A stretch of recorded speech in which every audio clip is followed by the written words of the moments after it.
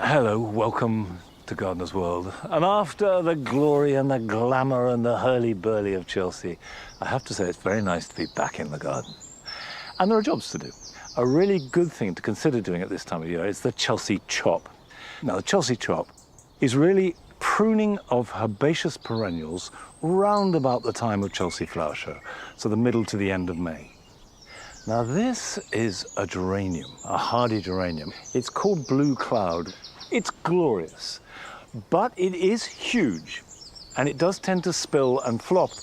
But the main reason for the Chelsea chop is to delay flowering and to stagger it. So if you've got plants like Rudbeckia, if you've got Heleniums, Helianthus, if you cut them back now, you delay it by a week or two. And also the ones that you cut will develop more side shoots, and it's the side shoots that bear the flowers.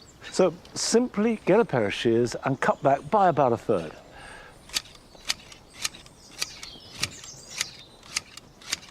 Don't worry about cutting at any particular point in the plant. Just chop it back.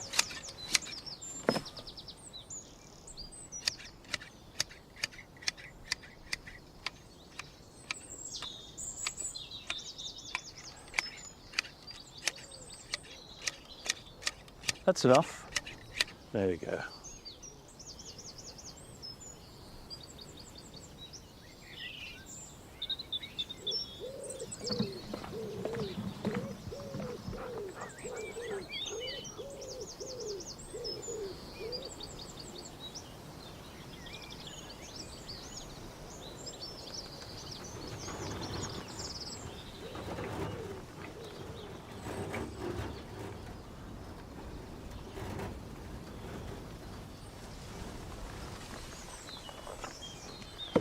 Here in the jewel garden, the alliums are probably at their best. This is Allium Purple Sensation, which we planted in all innocence about 30 years ago. I'm planting 100 bulbs. And since then, it's become an ineradicable weed, but a beautiful one. However, other things have moved on. So the tulip display has been and gone, which means that the big pots, both at the sides and the center of the garden, need replanting, rethinking, so that they give a display from now right through till we empty them in October, ready for planting tulips, and so the cycle continues. Now, at the bottom of this pot, I've left about a third of the compost, and it's very gritty and dry, which of course tulips love. They need that good drainage. And it forms a good base for whatever I want to plant in here. I've made a mix of sieved garden compost, grit, leaf mould, and a little bit of my normal potting mix, but it's mainly sieved garden compost, leaf mould and grit. So there's plenty of nutrition, but also lots of drainage. I'll tell you what, it's hot.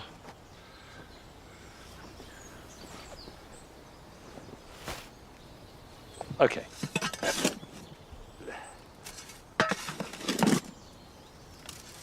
Now my centerpiece of this pot is going to be something I've never grown in a pot before.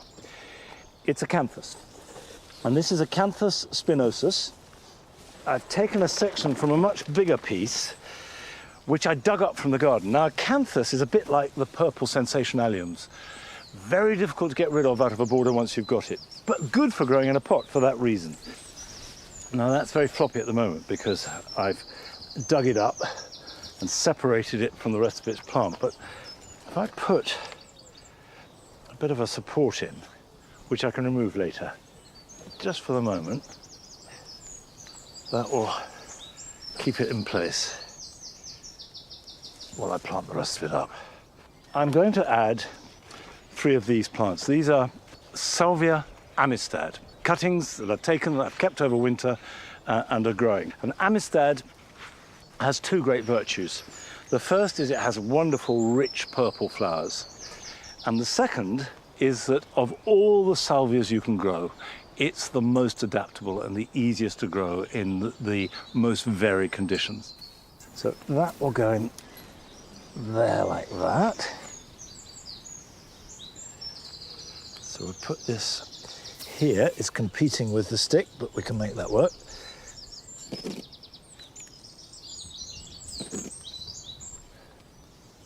And of course, the acanthus has these very, very zigzaggy leaves and then throws up flower spikes with white and bruised purple flowers. And it should be about this tall. And the salvia also is quite tall, with tall flowers. So this is going to be up here. It's going to be a big, strong display, but I do need something lower down. And I've got these scabious. This is a tray of scabious black knight that I've grown from seed. What I'm going for is drama.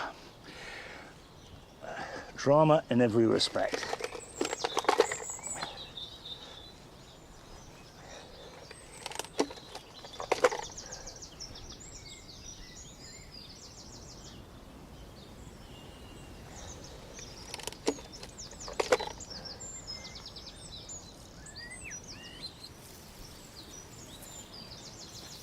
Now, these scabious obviously are very small now, but they will grow bigger, and they have wonderful, rich, burgundy flowers, slightly domed pom-poms, and these will flower at their best in July and August. So the whole thing looks a bit scruffy, a bit floppy, and certainly got no colour in it, but it will have. Now, the amistad I took from cuttings, this is a root division, and the scabious I grew from seed. And Carol, who, goodness knows, has grown more seed than most of us have had hot dinners, has been discovering just how complex and fascinating the whole process of a seed coming into life can be.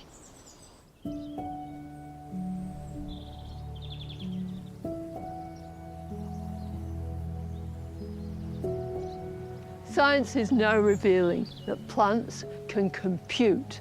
They can see, they can hear, and they can communicate in ways that I'd never, ever have dreamt of. And using advanced technology, we can now step into their world. We can find out how they perceive the world and just what they need.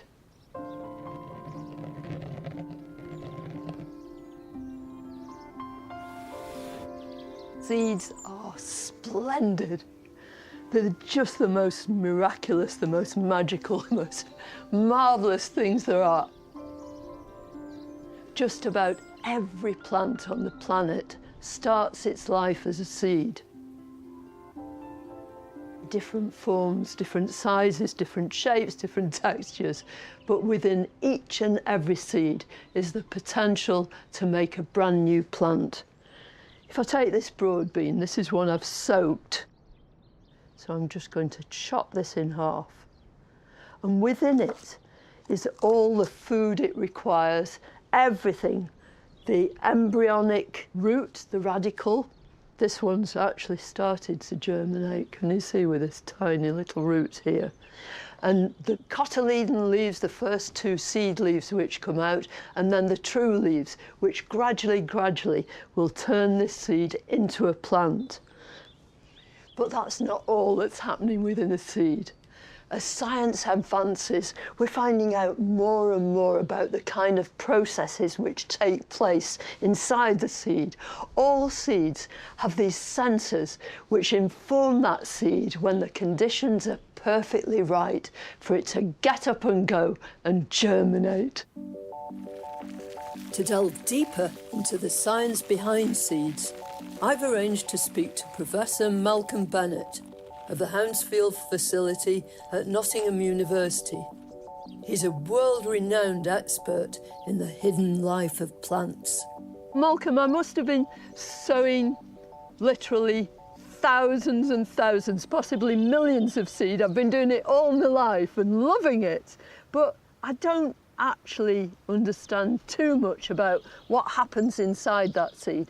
Could you tell us in layman's terms or laywoman's terms just what happens in there? Well, just like you and I, plants have hormones, and there are two really important hormones that are fighting it out. They're the yin and yang of hormones, and one is saying stay dormant, and that's called abscisic acid. We could call it the sleeping beauty hormone. And you've got another one which actually says wake up, and it's called gibberellic acid. And it's like the Prince Charming of hormones, and they fight it out. Yeah. And if conditions are right, the gibberellic acid, it dominates and it starts growth. And you see that because the seed starts to swell, it takes up water, and then the embryonic root starts to push out. The radical. You see it appearing. It's so exciting, isn't it? But what can I find out which is going to enable me to get better germination and, you know, become a better gardener? So one of the tricks is to have variation in the temperature. Yeah. So once it's been sown, keeping it at a constant temperature doesn't really help. You want to fluctuate the temperature, and this will really help. Right. So obviously in the spring you have a lot of fluctuation. Yeah. And that's biological noise. And this is information saying it's springtime. I suppose rather than having to keep putting things in the fridge and pull them out, just, you know, on a normal window ledge or in the greenhouse, anywhere at all, it's going to experience that fluctuation in temperatures. Absolutely. So don't keep the temperatures constant. Right. Actually make sure they fluctuate. As well as this fluctuating temperature, what are the other conditions that the seed senses? Well, it needs water. A seed is remarkable because it's so dehydrated, it's actually about 15% water content when it's in your seed packet. Yeah. And before it germinates, it takes up water. Water's essential to be taken up, and it swells and the cells expand, and then it's ready to actually germinate, and you can see the radical expanding and growing out from the seed coat. But when that radical comes out, how does it know to go downwards? Well, this is the key. At the very tip of the root are special gravity sensing cells, and they know to go down because essentially that's where the water is and the nutrients. So as soon as it emerges from your seed, it knows to dive down, and it even has root hairs to help it enter the soil and start to explore for water and nutrients and everything it needs to establish itself. Wow! Whichever seed you want to sow, it's vital to give it the best start in life. For big round seeds like sweet peas, I station sow each one individually. A module tray or a fruit punnet divided into sections makes a perfect home. For finer seed, like Nigella or Nicotiana, I sow on the surface of the compost, then sprinkle lightly with grit, which helps retain moisture and keeps weeds at bay. I've always watered my seed from underneath. To me, it seems to work better to actually stand your seed tray in water. What you want is a strong root system that will grow deep. So by watering from the bottom, you're doing exactly the right thing, because essentially you're allowing the plant to sense a water gradient. Yeah. It's less water at the top and there's more water at the bottom. Would you believe that was discovered by Charles Darwin? Him and his son did some really cool experiments where he had demonstrated the roots could sense water, gradients of water in the soil. And what you're doing is repeating an experiment of Charles Darwin. Oh, right. Well, hats off to Charles Darwin. Carol, I've been admiring the pink blossom above your head throughout this interview. Yeah, well, it's funny you should say that because this came from a seed. My mum grew it. It's a cercis. And when she gave it to me, it was about this big. Well, that's a wonderful coming together of our discussion, huh? Seeds rule, don't they? Aren't they marvellous?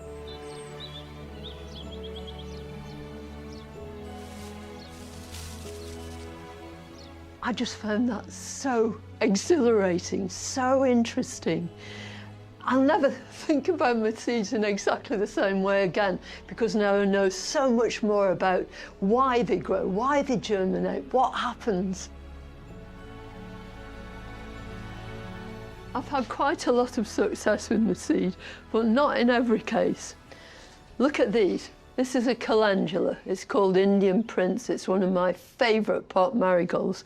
That's it, growing right outside there. So when these started to germinate, I got really excited. And up they came, 1, 2, 3, 4, 5, 6, 7, and then they stopped. Now, why? I think what I'm going to do is try and heed Malcolm's advice and try and replicate that sort of process in, out, creating chaos. But I think I might do it from this plant out here.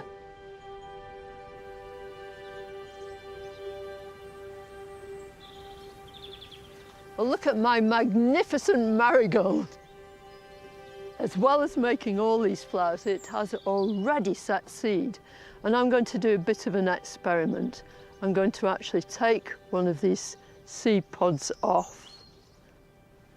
But this time, instead of just sowing them and leaving them in the greenhouse, I'm going to subject them to the kind of fluctuation, the sort of chaos that Malcolm was telling us about. And I'm sure that that's bound to mean I get much better success.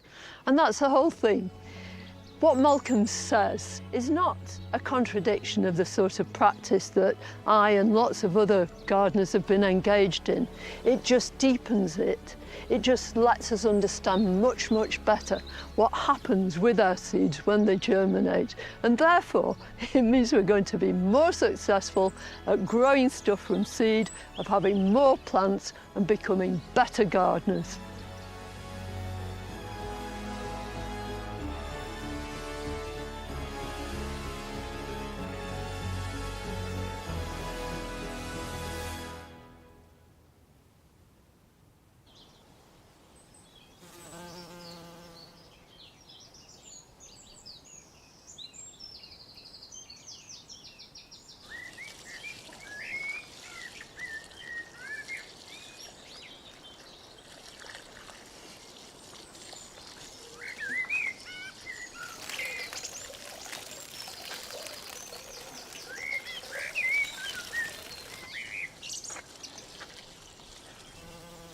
Obviously, that is completely fascinating, and I love it when you learn something new that opens up doors you didn't even know existed to a whole world to explore and discover. And particularly as a gardener, as you get older, you do realize that you're just scratching the surface of knowledge. It is worth pointing out that that temperature variation for seeds applies to plants grown in the northern hemisphere, but those that come from the equator, what they respond to is light and heat. So anything that you sow, whether it be sunflowers or zinnias or things like that, will just need constant heat. Now, these are wallflowers, and I sowed these because they're biennials a year ago, and they're still flowering. And I've had trouble growing wallflowers in the past, I think because I gave them too much heat. And last year, I sowed them outside directly into the soil and left them growing from the end of May right through till October. Pretty much unattended. Planted them out, and these have been flowering since February, and they're really happy and healthy. So I'm going to do the same this year and sow my wallflowers outside for next year's display.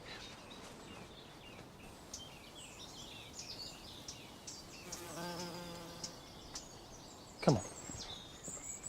This way. We're going for this bed here. This one here. Good boy.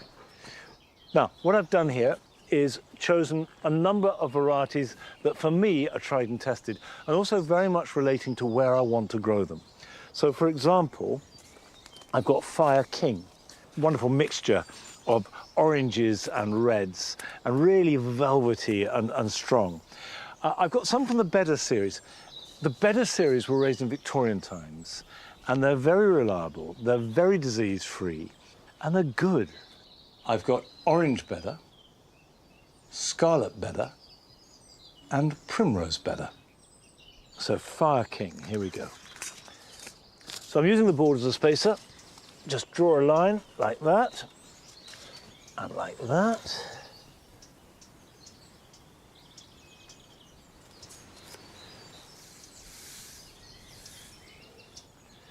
Here we are.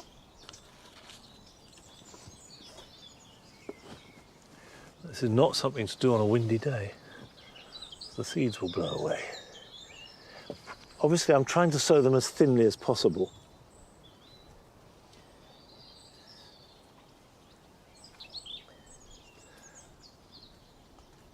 And this should give them the variation in temperature that they need to germinate and grow successfully. There's a weed there, so let's take that out.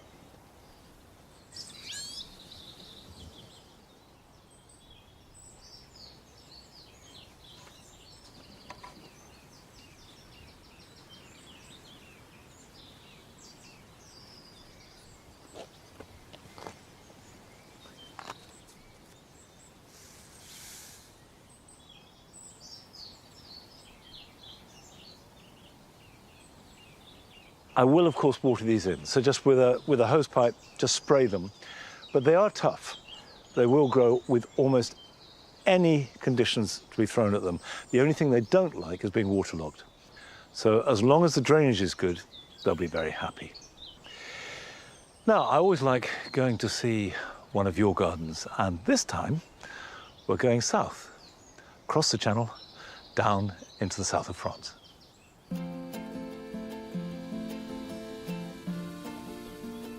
Hello, my name's Joe Daniels and welcome to my garden here in the Lot region of southwest France.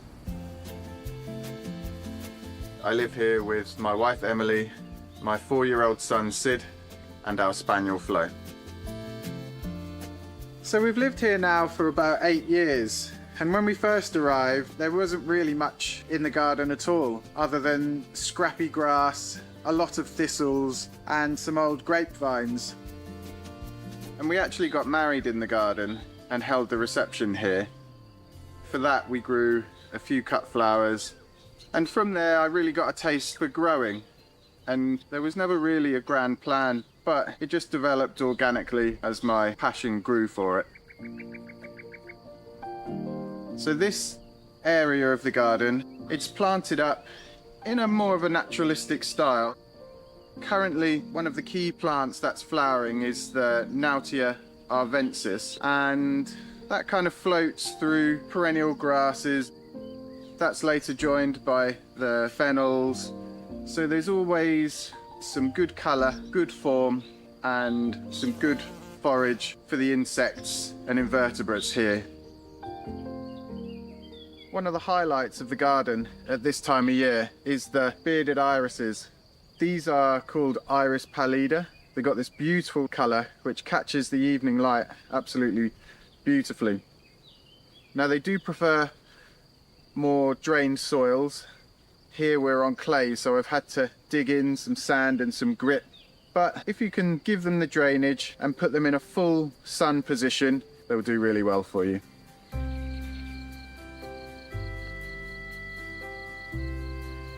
In between the house and the vegetable garden, we have a meadow area. We're really lucky that the wild orchids have started to proliferate through here. You might be able to hear behind me, there's a nightingale singing. We're really fortunate. They'll sing all night long, and sometimes they'll sing throughout the day as well, making it a really special place to be at this time of year. Another thing that I love about the garden is how much it's teaching my son about the plants and the insects and the animals that live here.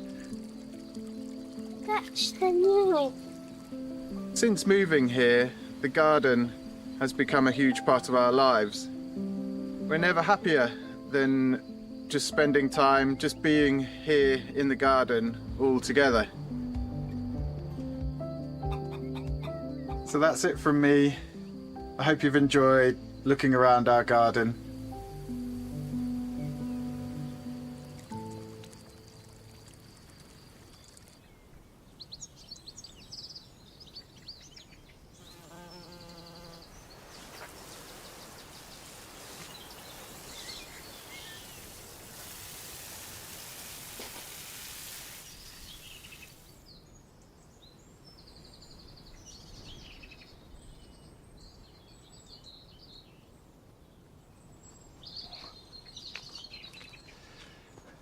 Well, thank you for sharing that with us, Joe. It's a lovely garden. And if, like Joe, you think you've got a lovely garden that you're very proud of, we'd love to see it too. Go to our website and get all the details of how you can share it with us all. Now, one of the symbols of late spring, early summer that unfailingly gives me pleasure in this garden is this rose behind me. It's a species rose, Rosa cantabrigiensis. And like all species roses, what it means is it hasn't been crossed with anything. It is exactly as found growing in the wild. Just small, simple, single flowers, this lovely pale primrose colour, dappled and speckled across the shrub. And species roses are a really good plant to grow in woodland. or if the soil isn't very good, because they're really tough. I mean, the truth is they're a glorified bramble, but as brambles go, they are magnificent.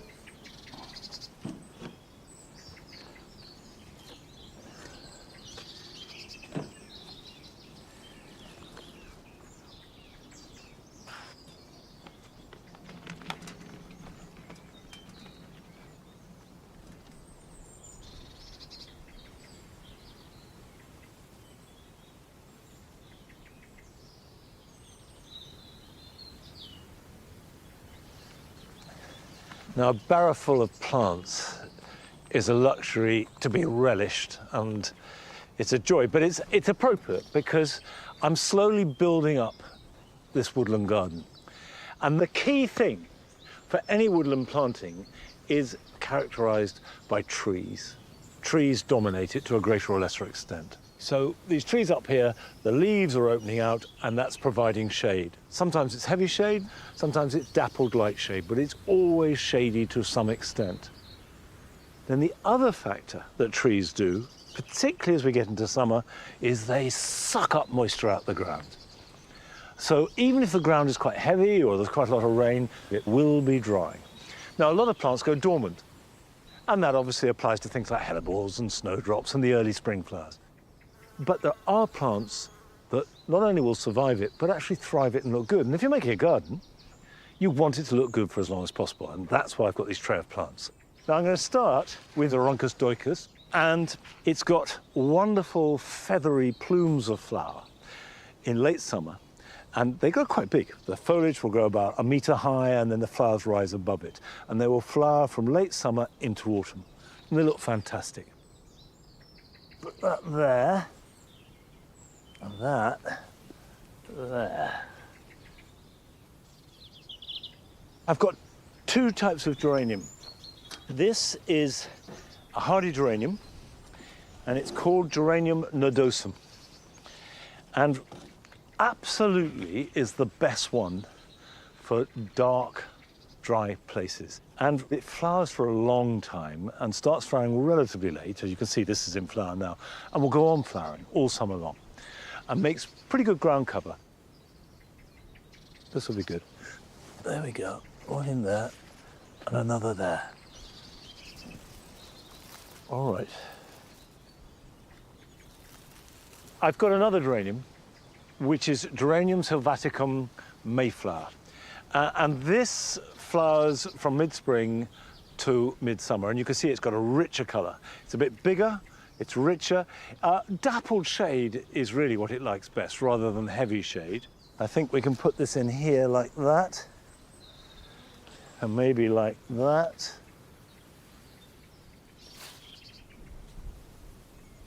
Yeah, I think so.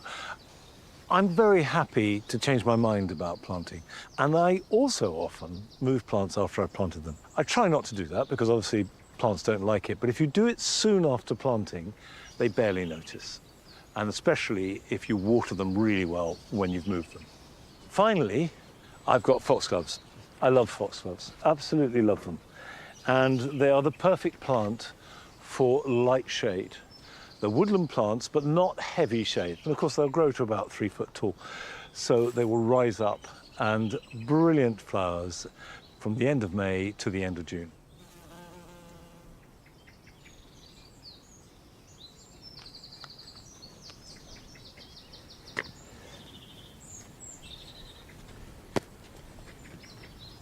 Aruncus has very deep roots. I mean, these roots will go right down.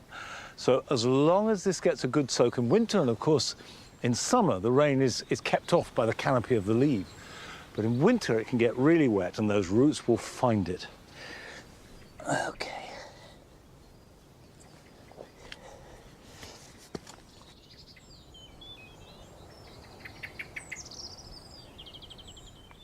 Okay, that's the beginning. A lot more to plant. But it's so exciting when you're making a garden.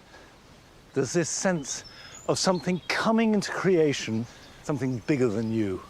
And I find that so exciting. However, not everybody has space, but Rekha shows that almost everybody can grow not just food for the table, but an incredible range of delicious food too.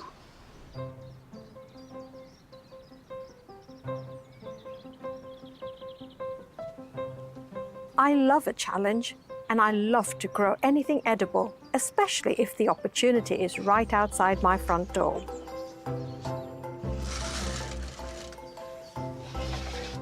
This is my third year here in Derbyshire. The temperature and the climate can be quite challenging. I've got a north-facing, cool garden. This side of the garden, this is south-facing. There's barely any soil here, but that's not going to stop me from growing more produce. Growing your own is one of the biggest joys of my life. I know where my fruit comes from. I know what's in it. It tastes incredible, and with the cost of living soaring, it makes total sense. This year, my plan is to fill my front patio with edible plants that are grown entirely in pots and containers. I'm going to prove you don't need a lot of space to have a go yourself. And even this small tabletop is enough space to grow your fruit, vegetables, and herbs. The best thing I think I've added this year is this mini greenhouse. It is 4 foot by 2 foot. This just goes to show you don't need big, ample spaces. Small spaces, lots of containers does work. But if you don't have space for a mini greenhouse, a windowsill is still good enough, and that will still hold lots of pots to grow lots of plants. This is a dwarf apple tree, and I started this 2 years ago in this very pot, and it's doing very well. It has come into flower, and soon fruit will set. And it's very important, because this tree is in a pot, that we look after it and feed it once a year at the least. Earlier on in spring, I did give it a feed of fish blood and bone. It's a slow release fertilizer, and topped it up with compost. Trees generally are hungry, thirsty plants. Now for my apple tree, I've added an olive pot. It's a very old system of a terracotta pot, which is porous. I sunk it into this pot when I planted the tree. And this way, it'll always be well watered. I want to grow all kinds of fruit, herbs, and vegetables. And just like my apple tree, the best varieties to grow in containers are dwarf. Now, these are my dwarf varieties of tomatoes. Dwarf varieties simply means compact plants, but produce high yield. And the whole benefit of that in a small space is the root system can cope with the restricted pot that it's growing in. This one is my Mongolian dwarf tomato. I'm taking it out now because they're tender plants and the frost in my area has now gone, so perfect timing to get them outside. I've also got chili plants. This one is Basket of Fire, and it's already started producing fruit. Again, small plants, but very high yield. Another chili, because I do like my chilies, is one called Firefly. I've never grown this one. This is the one I'm going to watch with some great anticipation, because it's supposed to be a very hot chili.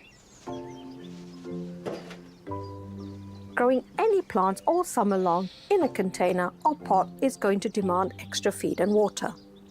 I like to soak my terracotta pots in water an hour before planting up. This just stops the pot sucking the moisture out of the new compost. But that's not my only secret weapon. Beans are hungry crops, and they need a lot of help growing. And for that, I have got a good peat-free compost, and in there, I am going to add wool. Not my socks, but wool from the sheep. Wool has moisture-retaining properties, but it also provides nitrogen, which is very beneficial to the bean plants. Now, I have picked this up from a local farmer, and I know it has not been treated with any synthetic chemicals. So I would never pick this up from a fence or a field because I don't know if the sheep have been treated or not. Now, I'm only going to add in a handful, a very small amount of wool to my compost mix. I don't want a lot of water retained, and it's mixed in and not at the bottom. This year I'm trying 2 varieties of beans. One is a borlotti bean, a stewing bean, and the other is a French bean, which is called Mystique. Both are dwarf varieties. I'm putting 3 borlottis and 3 Mystique in here.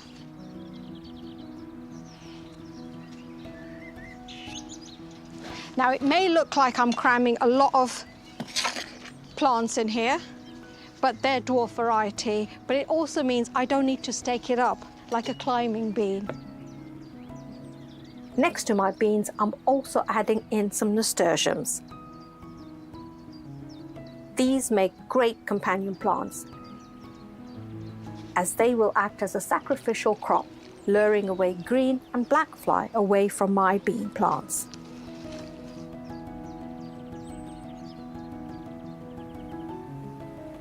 Another companion plant I'm doing is carrots and spring onions. They work together beautifully because they deter each other's pests. The carrot variety I've chosen is carrot little fingers. They don't grow too big, so they're perfect for small pots. And then my spring onion, it's a purple variety called Lilia. Beautiful purple stem. It's one of my favorite spring onions. Now, I like using terracotta pots, but I also like using my broken terracotta pots. I tend to sow a few seeds, like cut and come again kind of lettuce.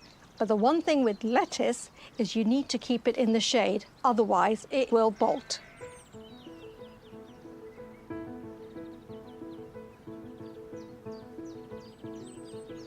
This chard has started to bolt, which means it started to put on a flower stalk. But all is not lost. I can already see new shoots coming through in with the leaves.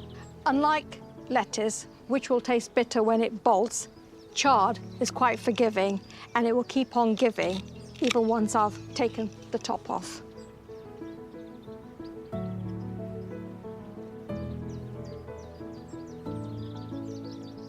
This strawberry planter epitomizes everything I'm trying to achieve here in my container garden. Just like my tabletop, it's crammed full of delicious edibles that not only look good, but will taste great too.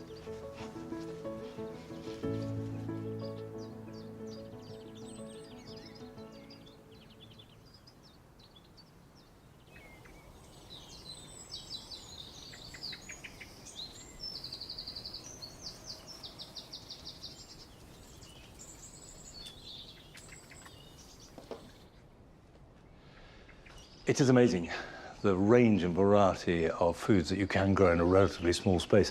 The one thing I would say, certainly here, is we get big fluctuations of temperature between day and night, even though it's not frosty. And if you're growing tomatoes outside, make sure that they get as constant a temperature as possible, so not exposed to bright sunshine in the day, and obviously protected above all from cold winds if you're putting them outside. However, if you've got a greenhouse, it's brilliant for growing tomatoes. I sowed some in January, and they're now coming good. I've got 2 varieties here. I've got Gardener's Delight and Tigerella. Gardener's Delight is a really good all-round tomato.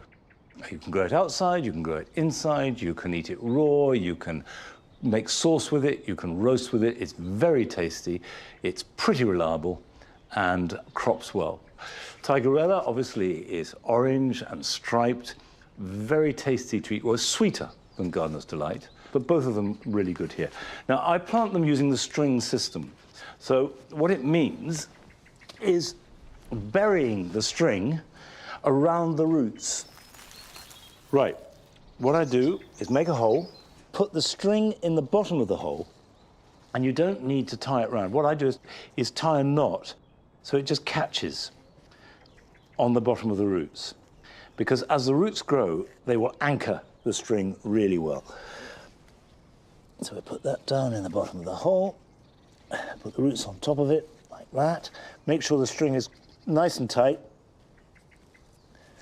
and then firm it back in well.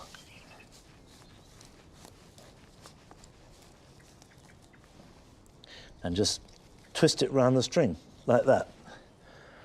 And as you go along, you just twirl it round, and you'll be amazed at how secure that is.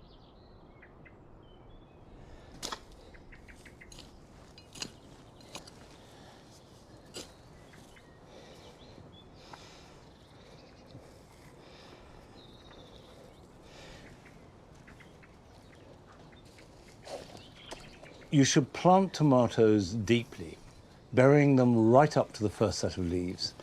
And this will help it take the weight of the mature plant, hopefully laden with fruit, as well as absorbing more water and nutrients. Only 60 more to go.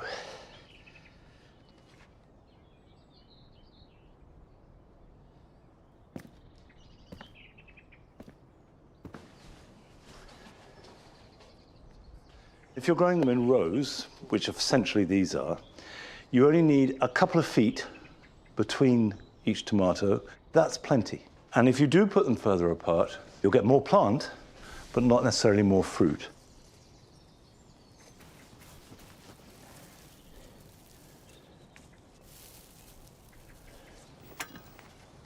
If I left this, it would become loosely and floppily bushy, because these little side shoots there, growing at 45 degrees between the leaf and the stem, are very vigorous. And if you go away on holiday and come back and you haven't done it, you'll find great long side shoots.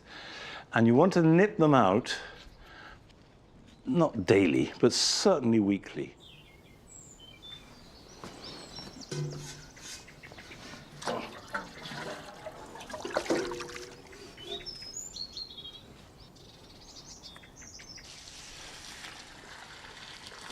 Now, obviously, give them a good soak like that.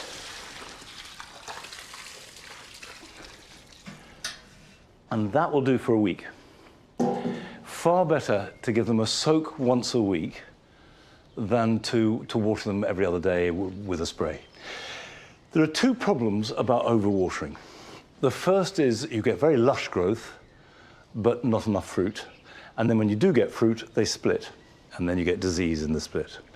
And the second is blossom end rot. Now that's when you get these chocolate brown, black, collapsed ends to the tomato. The easiest way to think about it is, unless it's very hot, a good soak once a week is plenty. Better to water too little than too much. We should start harvesting the first batch in July and go on harvesting well into autumn. Now, we're off to a garden on the edge of Oxford. And this manages to be both a haven for wildlife and also a beautiful garden for people.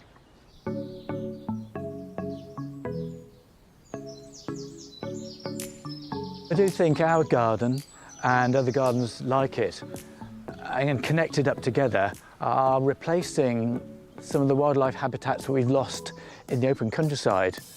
So it doesn't have to be planting just to copy a hedgerow or just copy a woodland area. It can be very beautiful as well in your own garden. You can create a great, diverse, colourful, vibrant place for wildlife. So my name's Steve Williams, and this is my wildlife garden in Oxfordshire. The last 15 years I've been a self-employed gardener, but then I retired last year, so I've got lots more time to spend on my own garden. I wanted to create a garden that's friendly for wildlife, but I also wanted proper ornamental, cottage-style, naturalistic-looking borders. And I wanted to create a place to grow lots of food and vegetables and fruit, so we could be near self-sufficient as possible. So this is what I really like to do. So it's a nice mix of grasses, perennials, variety of flowers that are good for different types of insects. We've got some open flowers, we've got some tubular flowers, we've got the alliums, which pollinators love for nectar and pollen. I do like to densely plant the borders. One of my old lecturers said by middle of May you don't want to see any bare soil in your borders. So that not only keeps down the weeds, but you're maximising the plant material for your wildlife. My understanding or my feeling about a weed is just a plant that's in the wrong place, the plant that you don't want. And I'm very happy to have a few weeds within the ornamental borders.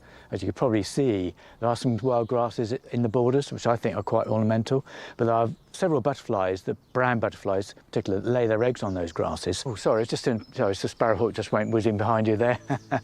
And actually there's a blue tit feeding its young behind you there too, so it's a bit, it wants to feed its young in that hole. Oh, there he goes. They nest in that hole every year. These are our vegetable plots. And we really love to eat broad beans, but as many gardeners will know, one of the main problems is black fly. So here's a good example of black fly over the broad beans and black fly on the broad beans themselves. I'm quite tolerant of pests in the garden. Generally speaking, we don't get that many pests. I think we've got so many predator insects in the garden that are taking them out all the time. So all these black fly will be gone in 2 or 3 weeks and I won't need to do anything about it. There'll be ladybirds, ladybird larvae and hoverfly larvae all over the place and they'll be taking them out for us.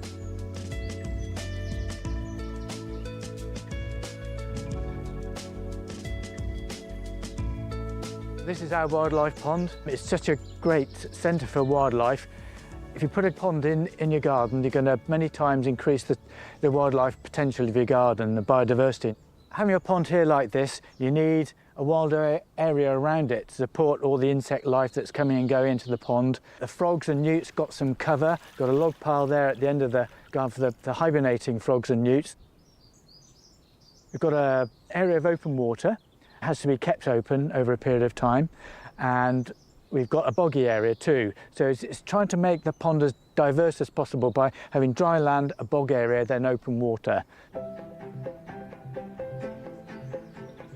I do love the weird and the wonderful, the small things that look kind of, people may be frightened of these kind of bugs, they look quite fierce. I think the attraction of moths is there are so many species. There's something like 2,500 species in the UK.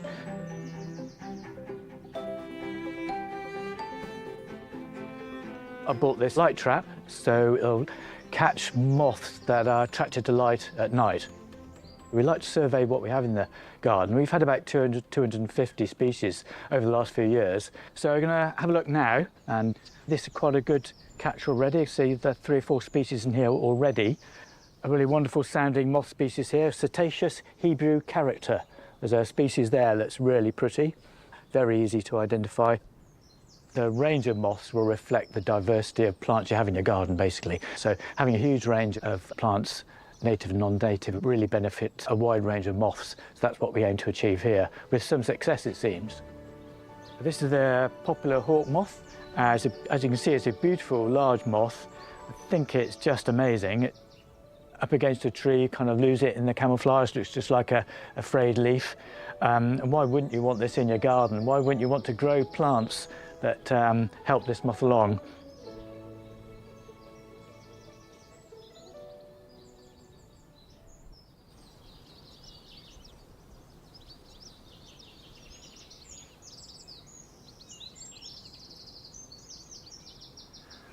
I love Steve's garden. And obviously his garden is full of wildlife. And I think all of us now realise that there are certain boxes that have to be ticked. Long grass, water, you know, keep some nettles and weeds, don't be too tidy. But there is another aspect to this, which I think perhaps gets a bit overlooked, which is we are part of nature and it is part of us. And as a gardener, I think the real secret is to respect and live in complete harmony with all living things in your garden. And that is what makes you happy. That's what makes you feel good.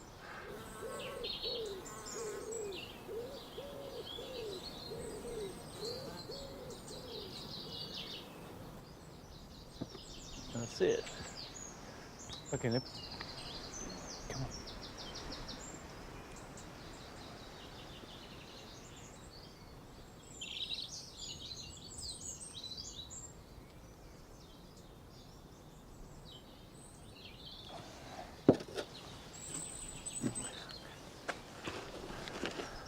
That'll do for a start. These are mainly scented leaf pelargoniums, and I bought a whole batch at Gardeners World Live last year. All of these have distinctive fragrance to their foliage. Some scented of mint, others of orange, others are slightly peppery, but all of them, when you touch their leaves, see that incredibly rich, musty fragrance. I'm not even quite sure what it's of, but it's so distinctive. Now, they spent all last summer and last winter in the greenhouse. They do need protection in winter from frost and from too much rain. These are from the Cape, so they're Mediterranean plants, but South African Mediterranean. They are used to being dry for half the year, almost bone dry, and then having some rain, and that will make them flower and grow. So they're fine outside until about the end of September, early October, then they will go back indoors. Now, what this has done is created space in the greenhouse, and I have a use for that.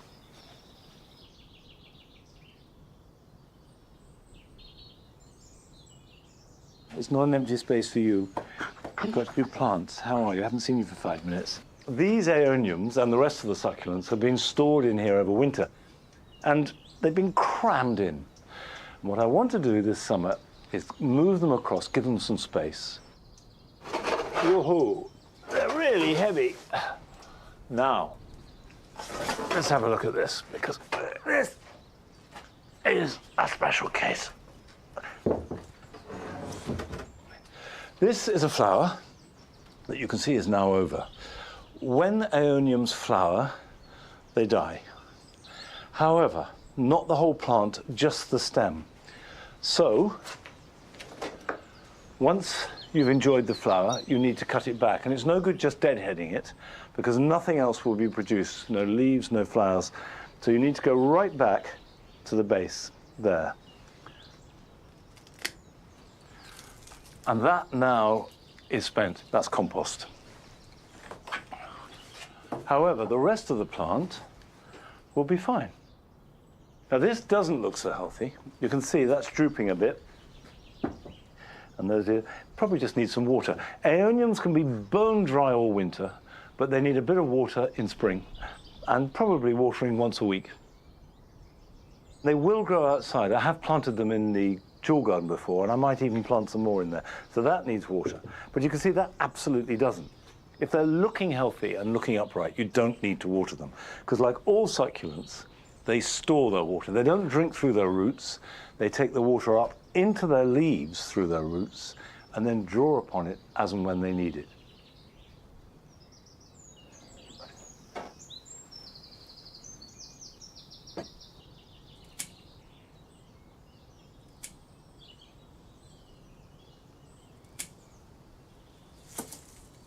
The main thing is this gives me an opportunity to look at each plant, take off the flowers if need be, see if they need watering, see if they need repotting, and some of them do.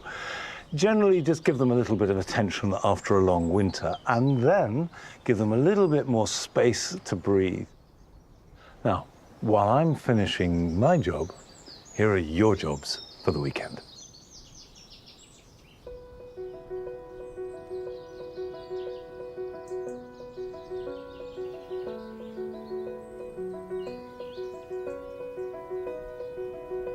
When you take your pelargoniums out of winter storage, it's worth refreshing the compost. Now, this might just mean taking them out of the pot, scraping away some of the old dry compost and adding some new. But if you have got a bigger pot, then pot them on. Put some fresh compost underneath, make sure it's got good drainage, a little bit round the outside, top it off with grit, and it's all set for a fine summer display.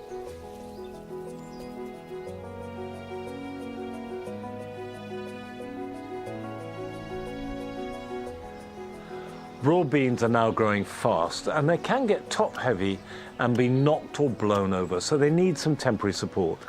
I do this by placing canes about 1 metre or 1.5 metres apart, and then twist twine in layers about 1 foot high, and you add as many as you need, like guardrails. So if they do get knocked or blown, they're protected.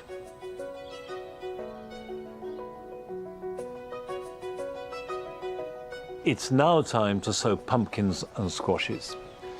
I do this in pots, and in fact, a deep pot is a good thing because that allows the plant to develop without potting it on. Put 2 seeds to each pot, one of which you intend to remove, leaving the strongest in place. This may seem wasteful, but actually it guarantees you have good, strong plants. Soak them for about 10 minutes to absorb water, and then put them somewhere warm to germinate. And the warmth is essential. They will not germinate if it's cold. And they should be ready to plant out in about a month or so's time.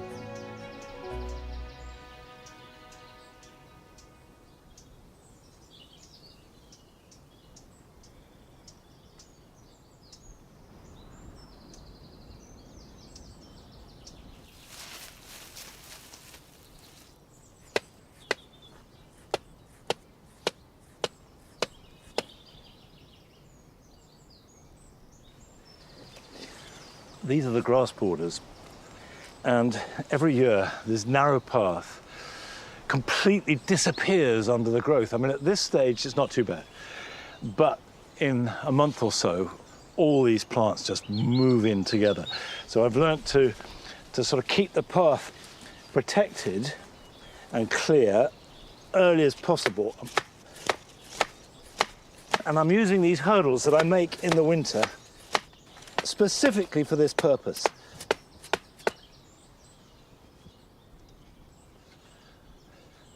And they don't obviously harm the plant. In fact, you hardly see them, but they keep the path clear. And I love the grass borders at this time of year, because for about 6 to 8 weeks after you clear them at the end of February, beginning of March, they don't do much. And then suddenly there is this sense of growth. It's green, it's lush, it's all verticals, and early flowers, the Iris sibirica, for example, really coming in and looking good. And I know that grass borders are most celebrated in late summer and autumn with their golds and silvers and bronzes, and of course they're really tall. But I think I love them most now, because there is a real sense of energy and of life and of hope. I'm afraid, though, that's it for today, and I will see you back here at Longmeadow next time. So until then, bye-bye.